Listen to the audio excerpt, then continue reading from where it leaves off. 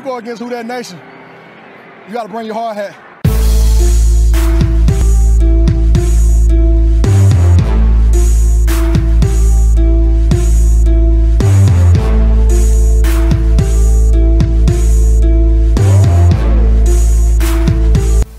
What's good, people? It's your host, Merv, with a quick episode of the Black and Gold Hour podcast, a podcast where we talk about the New Orleans Saints.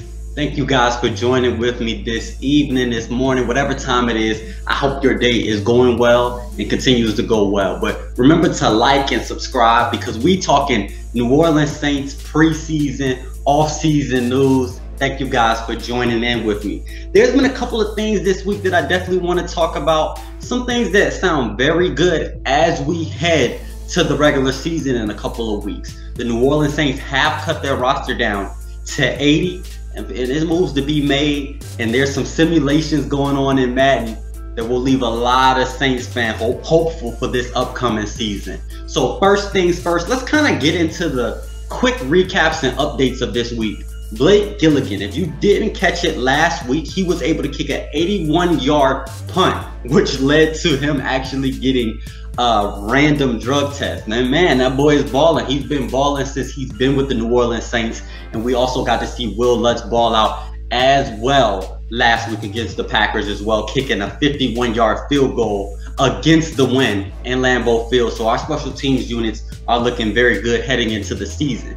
Secondly, I want to kind of talk about Tyrann Mathieu and Marcus Maye. They haven't had a lot of time together this offseason to kind of work on things, especially with Tyrann Mathieu being out for the first almost week of training camp due to family issues. But Tyrann Mathieu and Marcus Maye have been able to play great this past week, and even Tyrann Mathieu had an interception in the end zone in 7-on-7 drills. So that was something that we really wanted to see going into this week. Coming back in his return from a foot injury is Jameis Winston. Jameis Winston was able to come back and actually scramble a little bit on 7-on-7 drills. So that's something that we definitely want to see from Jameis. We haven't seen much of him in the preseason, but Dennis Allen said that he would actually be okay not seeing Jameis. Hey, the Saints were 5-2 with Jameis Winston last season.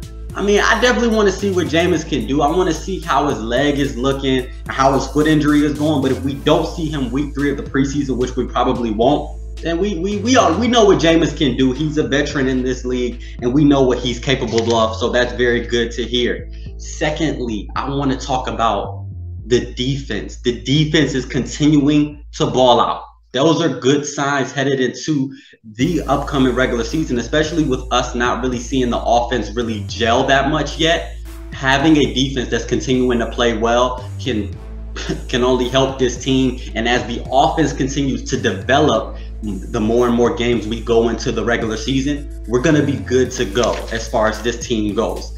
Lastly, I want to talk about Madden. I'm talking about Madden NFL 23, the game we used to play as kids, man. I want to talk about, man, the New Orleans Saints have been simulated to be not a playoff team, but the Super Bowl winners. The New Orleans Saints are simulated by Madden to beat the Kansas City Chiefs in the Super Bowl in the year 2023. The New Orleans Saints, our team, we already know as Saints fans, is a legit contender in this league, but the Madden NFL simulation has us exactly where we want to be, holding that Lombardi trophy, and the New Orleans Saints are looking good.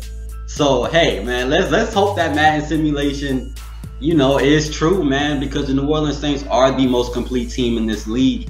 And to kind of recap and wrap up this quick video, I kind of want to talk about some roster projections. Now, I'm not going to go through every positional group simply because the New Orleans Saints, like I said, is the most complete team in the league. So there's not a lot of position battles going on with the New Orleans Saints, but there's a couple of things that I do want to talk about. Starting with quarterback, we have Jameis Winston and Andy Dalton, and we saw Ian Book. In the last couple of games, he hasn't really looked too good in preseason, and last season he didn't really show much as well. I do think Ian Books makes the practice squad, but I do think the New Orleans Saints are going to go ahead and cut Ian Book from the roster, and Taysom Hill will actually be the 3rd string quarterback. So that is something that I expect to see this season.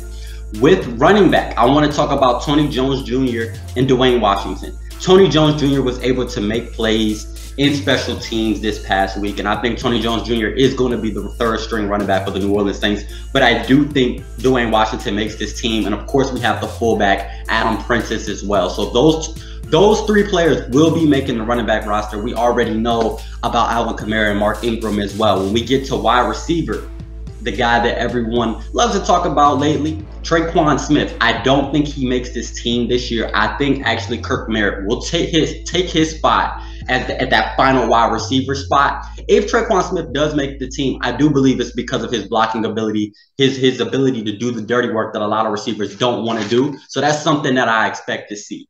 At the cornerback position, we're switching sides of the ball. I want to talk about Alante Taylor. I think he gets in at that 4th or 5th cornerback spot. He's a rookie, but he's been balling out. And the last couple of cornerbacks that we saw, especially in the Green Bay game, they were not able to make plays. They were not able to show up. And Jordan Love was able to have a field day against the New Orleans Saints secondary last week. So I do think the only surprising cornerback pick will be Alante Taylor. So that's something that we definitely want to see.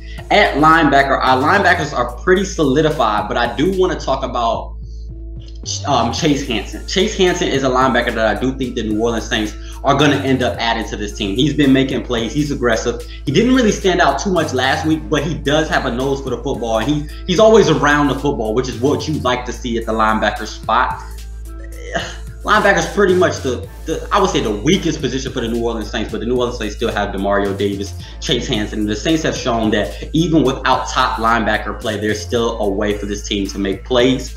As we get into safety, I think the Justin Evans is going to be a safety that does make this team. He's been able to, catch the eye of the coach's attention and fans' attention, especially with that week 1 of the preseason, that interception that he dove across the field for. That's something that I definitely want to continue to see. I want to see him develop. And if he doesn't make this team and clears waivers, he'll definitely make it on the practice squad. At defensive end, our defensive ends are pretty legit, but I think Taco Charlton will be the one who gets cut. I think Passanio, it's always hard saying his name. I think he makes the team this year, and we get to fully see the emergence of this defensive end. I think everything is going to come together as well. I think lastly at tackle, I think Malcolm Roach obviously makes this team. I do not think he gets cut. He did have a costly preseason penalty that really cost the Saints a defensive drive that led to a Green Bay Packers touchdown. So that's something he got to clean up. But I think overall, Malcolm Roach is someone who continues to make plays and show his aggressiveness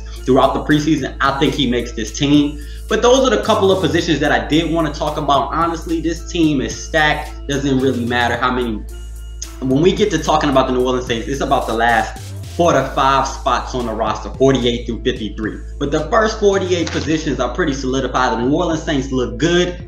And just like Madden, I hope that this upcoming regular season, the New Orleans Saints continue to do well. I just wanted to bring you guys a quick weekly recap of what's been going on this week, what's happening in the news. But this is the portion of the show I like to call the Merv Speak segment, where I just kind of give some life advice, some life tips to help us get through this thing called life. And today I want to talk about help, man. Some of us, like myself, we struggle to ask for help. We struggle to ask for advice or feedback from others. But little do we know that the people around us, the people that are positioned in our life, are positioned sometimes for a reason, either to help us or to help teach us a lesson. Sometimes if you just go to someone and ask them for advice, they'll be able to help you get closer to your dreams and aspirations, and vice versa. So remember sometimes to appreciate every single person that's in your life that's pouring positivity into you, and they all can be used to help you get to where you need to be, and vice versa. That's why we're here on this earth. Our gifts, our talents,